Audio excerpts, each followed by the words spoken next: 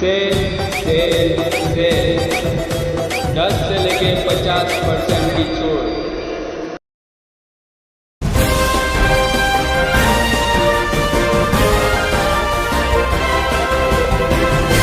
मानव समाचार, मानवता के हक में। हाज़रीन मजलिस,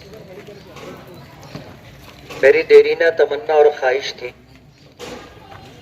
कि मालेगांव को बुलंदी के मकाम तक ले जाने वाली वो तंजीम और वो कलम जिसे मालेगांव ही नहीं दूर दराज इलाकों तक उसे जाना जाता है, इस ग्राउंड को कोई ऐसी हैसियत मिलनी चाहिए कि बाहर से जब लोग नाम सुन करके आए तो आने के बाद इस ग्राउंड को देख करके उन्हें ये महसूस हो कि यहाँ पर कुछ अच्छा इंतजाम।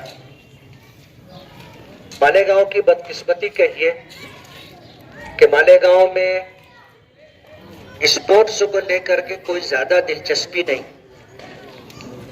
माजी में मरहूम हाजी शब्बीर अहमद साहब ने अब्दुल अजीज कल्लू स्टेडियम के लिए 16-17 एकड़ जमीन एक्वायर की थी और एक जमाने तक वो झाड़ी झंकाड़ी की शक्ल के अंदर पड़ी हुई थी।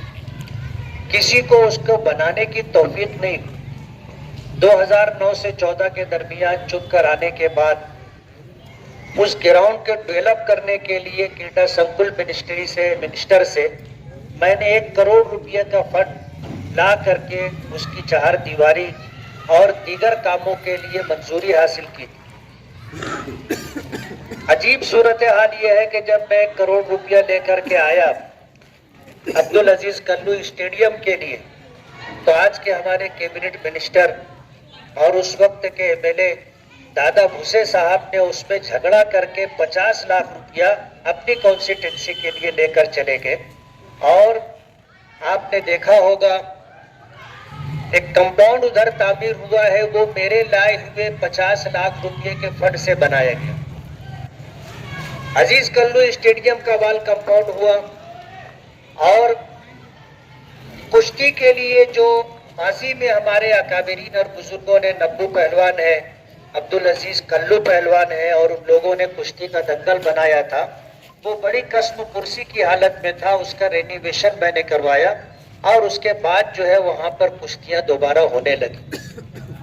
आपकी जानकारी के लिए ये बता दूं कि उसी अब्दुल अजीज कल्लू स्टेडियम के लिए केंद्र सरकार की जो स्कीम है खेलो इंडिया, उसके लिए मैं ये एक ग्राउंड ऐसा है मुफ्ती साहब, मैं आपको बताता चलूं कि ये वॉलीबॉल की तारीख में ये अपनी एक अनोखी हैसियत रखता है।